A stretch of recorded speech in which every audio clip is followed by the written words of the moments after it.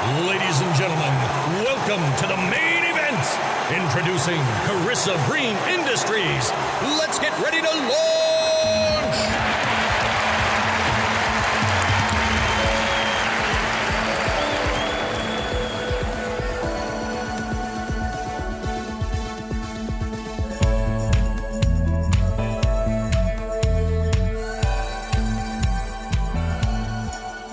Today, we're joined by Andrew Bycroft. Andrew is an experienced security expert that works with executives to help them understand the landscape of cyber risk and what they can do to minimise the threats to their organisations.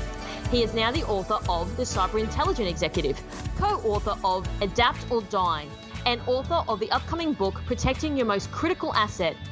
Andrew is also a prolific speaker, contributing to his knowledge to more than 20 conferences each year.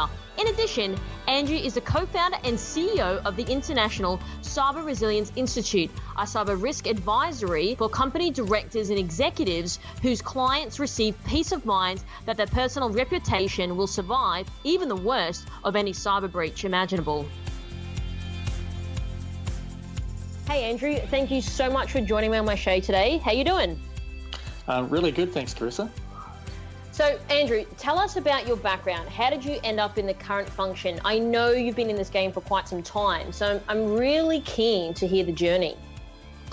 Okay, well, I guess it goes back about 25 years. And for the first 20 years of my career, I found that I was working either in post-sales or pre-sales, even in a sales role. And despite all of the changes that I was making, it just didn't seem to be addressing the cybercrime problem. In fact, cybercrime was increasing at such a phenomenal rate, and more money was being spent on the problem every year. And it just seemed like I'd wasted my career. I was really disheartened by it. And the final straw was when I was coming back from a trip to China with my family. And at the time, I only had one daughter. I've got two now.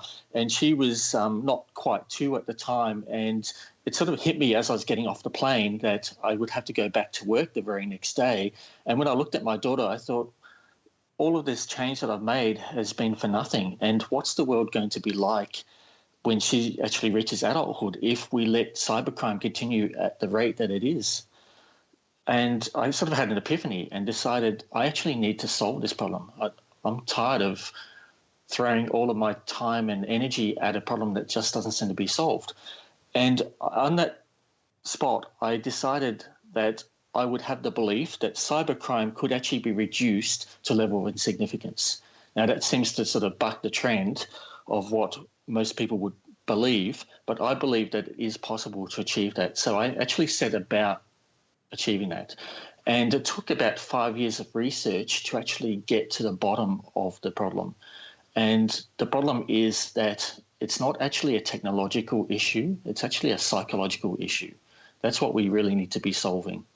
And now today, 5 years after I started my research, I've got all of the answers. I've put those to the test, and all of those companies that I've been working with, they have actually been able to reduce cybercrime almost to a level of insignificance. And they've been spending a lot less than what they did in the past to achieve that. And just to go back, now when you said you were coming back from China on a family vacation, you're looking at your daughter, what was sort of going through your head, like when you said you had this epiphany, like was it that the whole world was on fire because of all the cybercrime, but what was sort of that visual that you had in your head when you were looking at your daughter? It was more just I guess it was a horrific sort of thought as to what the world might be like in 10 or 15 years' time if we let cybercrime increase. I mean, one of the analogies that I use nowadays to explain how fast cybercrime is increasing is I actually ask people, would you pay $120 for a 2-litre bottle of milk? And they look at me like I'm insane. But then I tell them that if cybercrime, let me go back. If inflation increased at the same rate as cybercrime, that's what we'd be paying for a bottle of milk in 2030. So when people realise just how fast it is increasing, they start to panic. They've never actually thought about it in those terms before. I mean, we can throw the actual numbers at them, but nobody really knows what $30 trillion looks like by 2030, for example. It's it's very hard to visualize that sort of money. But when you talk about it in terms of comparing it to inflation, for example, it sort of makes a lot of sense. It's quite scary. And that was the sort of thing that was going through my mind at the time, that if we don't do something about it, it's probably going to be a very horrible world in the future.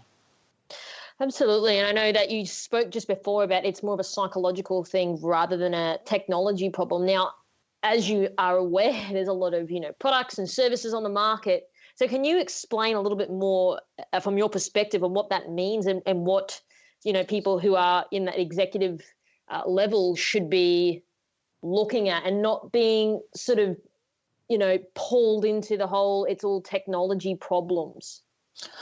Yeah, well, the best way to put it is that today, one of the main causes as to why cybercrime is at this pandemic level is because we've actually started by throwing technology at the problem. Then what we've been trying to do beyond throwing technology at it is finding people to go and manage that technology. Now, that may be outsourcing it, or it may actually be trying to recruit the right people.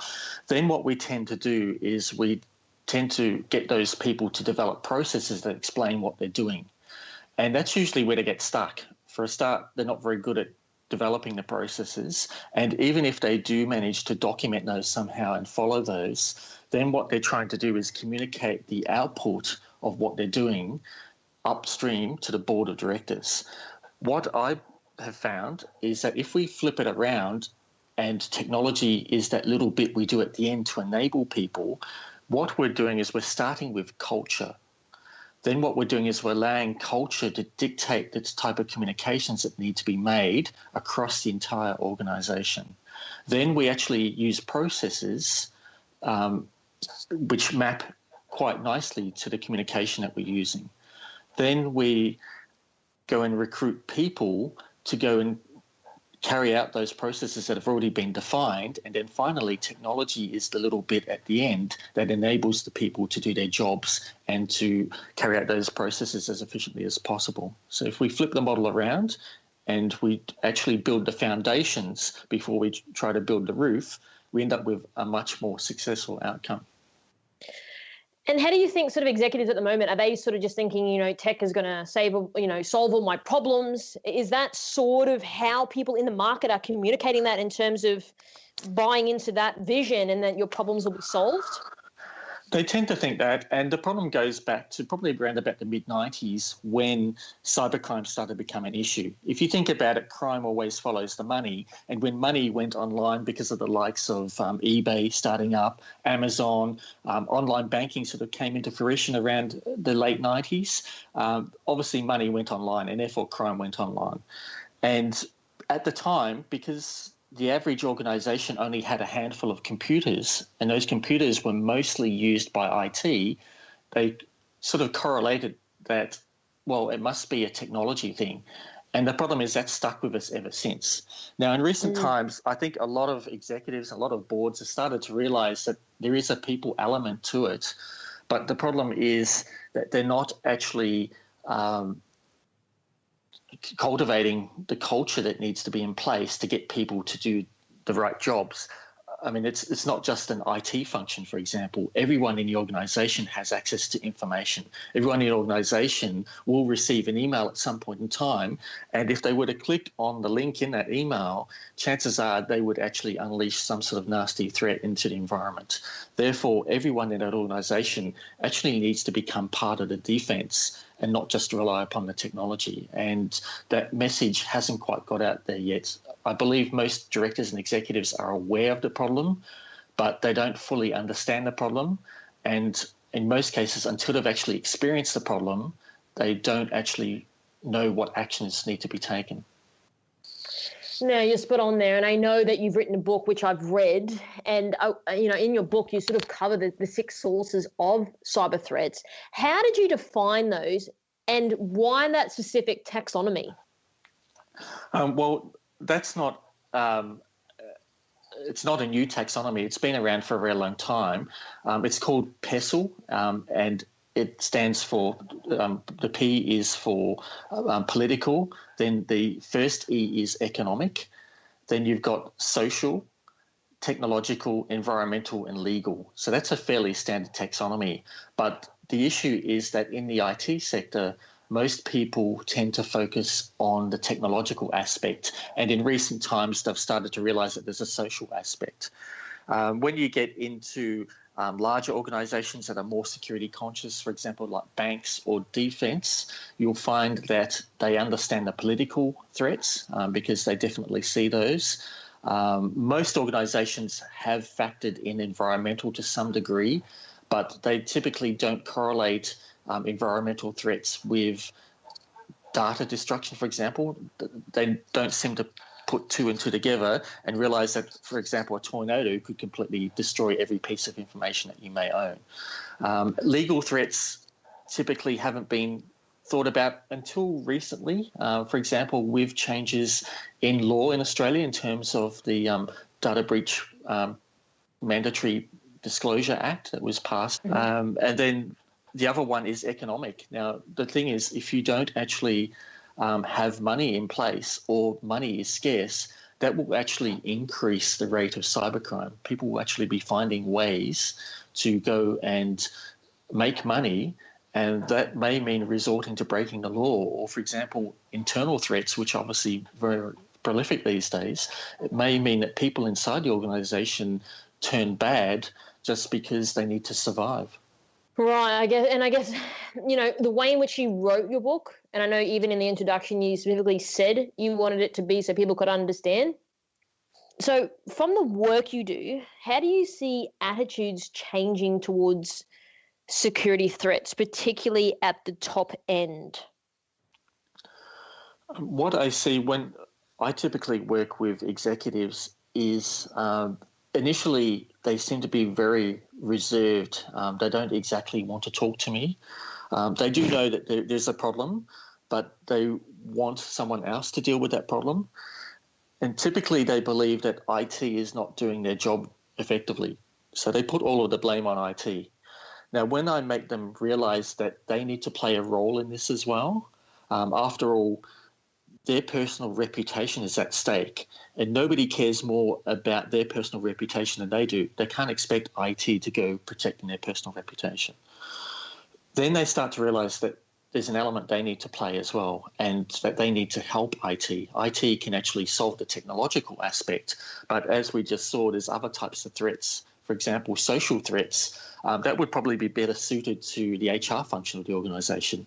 Economic threats, finance would probably have a better understanding of those. Environmental threats, perhaps the building or facilities manager might actually have a better understanding of how those work. Legal threats, for example, the law, the law function or legal compliance functions of the organisation. So they realise that there are other people that need to play a role in this, and effectively the entire organisation can play a role. And I think that leads me to my next question about what's the main resistance you see from organisations and executives? The main resistance is that they don't want to do anything about it, that they think that maybe the problem will eventually go away. There's a lot of faith in, for example, millennials, also known as digital natives, to actually go and solve the problem. After all, most of the people that are entering the workforce nowadays have grown up with technology. They actually understand the technology. But when you actually look a little deeper into that, I don't believe that we can put the problem onto these digital natives or millennials. And the reason being, if you think about, let's go back 100 years when the motor car, for example, was designed, the first people that actually got access to that were those who were tinkerers, the ones that actually wanted to understand how those work. They could probably pull it apart, reassemble it, knew every nut and bolt, for example, on the car. Nowadays, most people who drive a car don't actually know how it works, but they just get in it and drive. It's the same sort of thing with millennials. They've actually grown up with the technology. They actually understand how it works, but they're not actually going to get inside and understand all of the applications and how the ones and zeros flow. They're just content using it, driving it, so to speak. And therefore, we still need a very highly skilled workforce that can actually do the job that's required when we have problems. And so when you talk about millennials, considering I am one, what do you reckon it's, like you said, yes, they've grown up with it. Is it just because that they don't know any different? So they just think that, I just don't really care about this on a bigger level, perhaps? Well, I mean, I certainly don't want to generalize, because there's certainly millennials out there which obviously want to know how everything works, and they're quite happy to push the technology to the boundaries and just see where it does break, for example. But I would say that the majority of them are there to use the technology. They take it for granted. They've always had the technology. But there will always be a few that will obviously want to get into the field of cybersecurity, for example, and they will be good at it because they've seen the technology, they've had a lot of access to it. Yeah, no, that totally makes sense. And I think, you spoke before about having people at the top. How do you recommend that there's buy-in at that top level? There's what you sort of mentioned earlier around people from sort of the older generations that are working at the top. There's a couple of ways I can do that. So the first way is to actually make them realize that they're not immune to cybercrime. A lot of them think, well, I don't really use technology. I mean, most of them do. For example, even a smartphone these days, for example, is a good example of technology can be broken into.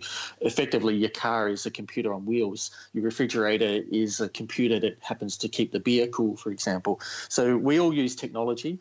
But when you think about it, I think everyone on the planet probably has some information about them recorded somewhere. Their name, their date of birth, for example, chances are there's a birth registry record of them somewhere online. Therefore, all of us have something that's at risk. And once they realise that they're not immune, that certainly opens up the floodgates. But the real clincher is when you start to relay it back to the fact that their personal reputation is at stake. Now, if you've actually been in your industry for a very long time, if you've gone all the way up the corporate ladder, you've become an executive or a board member, and it's taken you 10, 15, 20, 30, 40, even 50 years to get there, that personal reputation has been a long time in the making, yet it can be destroyed in a matter of seconds because of cybercrime. So they actually have a lot to lose. And do you think that's something that their heads start turning when you talk about their own personal reputation, because they have worked 40 years to get somewhere and then all of a sudden that can easily be destroyed? Certainly, yeah. So I like to use, obviously, some of the common examples, such as Target, Ashley Madison, Sony Pictures, TalkTalk in the UK, and Equifax. Those are all good examples of CEOs who actually had spent a long time to get to the top and had it all taken away from them because of a cyber breach. So that helps bring it home. But, of course, it's very easy to, again, dismiss it and say, well, this will never happen to me. Therefore, the best way I've found is to help them experience it. Now, the problem is you don't want them to experience it when they've actually had a breach. It's a bit like, for example, trying to buy insurance after your house is burnt down to the ground. You're not going to be able to get it. Therefore, you need them to purchase that insurance beforehand. And in this case, you need them to think about it and experience what it would be like to have a cyber breach without actually having one, for example. So we need to create that experience, so that simulation of what a cyber breach is like. And it can get very uncomfortable, but it certainly makes them realise just how much they have to lose. Absolutely. And I think, one of the things that's probably important to them is obtaining ROI from increased cyber resilience. So can you talk me through what that looks like, if not taking too much of from your IP pool, of course? No, that's certainly fine. The best way to describe it is that if you were able to consistently reduce risk, what that is going to do is it's going to increase operational efficiency. I mean, for example, if you don't have people that are constantly unable to work because, for example, you've got a computer virus or you've got some sort of attack that's coming in that's preventing them from work, then obviously you're going to get operational efficiency. The technology is going to be more efficient and the people are going to be more efficient. Now, if you can consistently improve your operational efficiency, that is bound to create a return on investment. And therefore, we can actually quantify risk reduction, we can quantify the operational efficiency, and we can quantify the return on investment. And the best way to think of return on investment is to look at what could happen. And typically, I can give extreme values, but I like to give conservative values.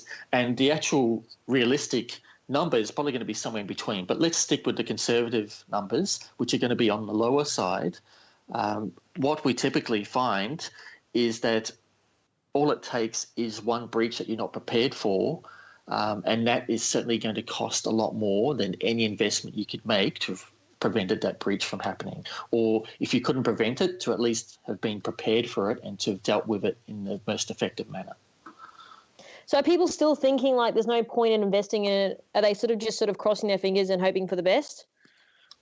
That it doesn't happen to them, or that it's not being really practical about the situation? Because, I mean, if they look at it, even from purely just a numbers perspective, that, like you said, if they actually invest in it, like, it's a lot lower than if a breach does happen, the amount of money and resources that will take, and then not to mention the brand damage as well.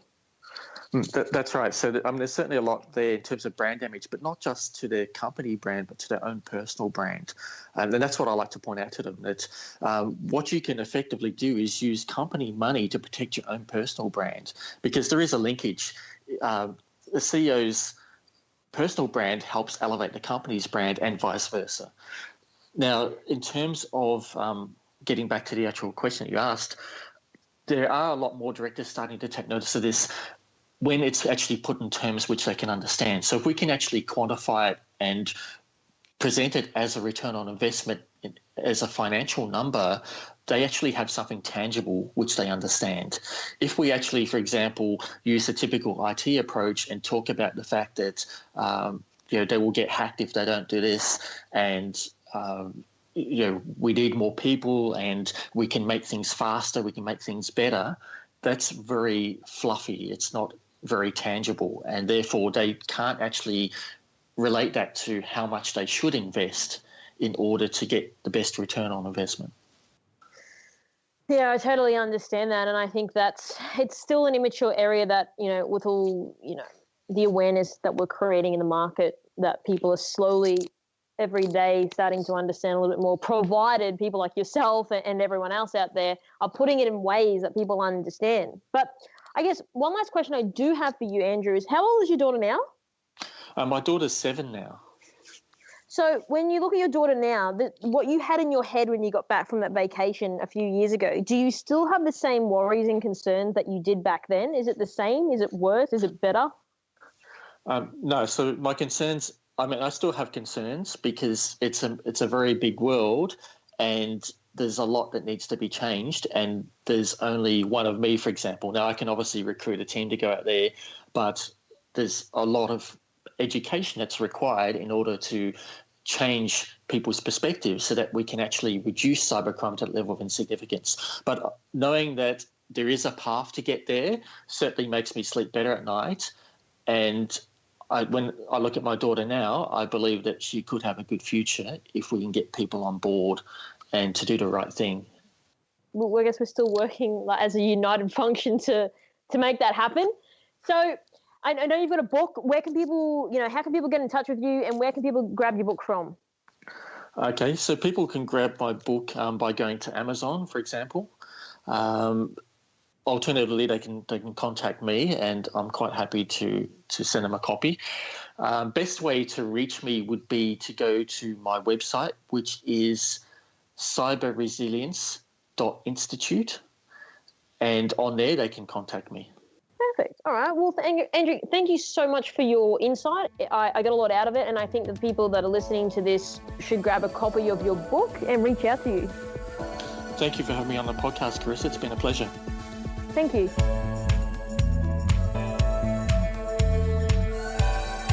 Thanks again for joining us. I hope you got some insights from this episode of KB Cast with me, KB. Don't forget to subscribe on iTunes, Stitcher or Google Play to get every new episode as it's released. And as always, show notes are available from kbcast.com for every single episode. We're building a community, so always love to get feedback, ideas or questions on hello@kbcast.com.